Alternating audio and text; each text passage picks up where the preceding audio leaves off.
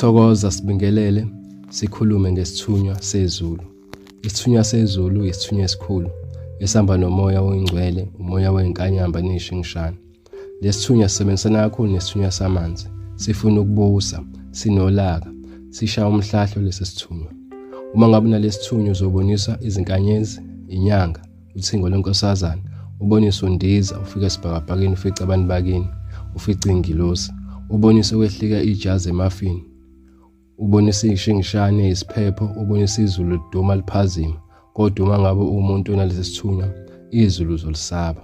Uzobonisa amajazi ablue, amhlophe, light blue, navy, ubuhlalu obuphatha blue no blue.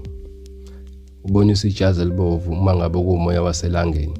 Uma uvala amehlo uzobona izinto ezikhanyayo, ubona umbane. Sinolaka, nomuntu esembethe uba nolaka. Ngeke uzolasta emjalweni uma ngabe nalesithunywa ungakahlambulula. Siyavula inhlanhla kakhulu, simhlophe, siyadonsa yonke indawo. Lesithunywa siyakhuleka, sikhuluma izilimi. Thokozani.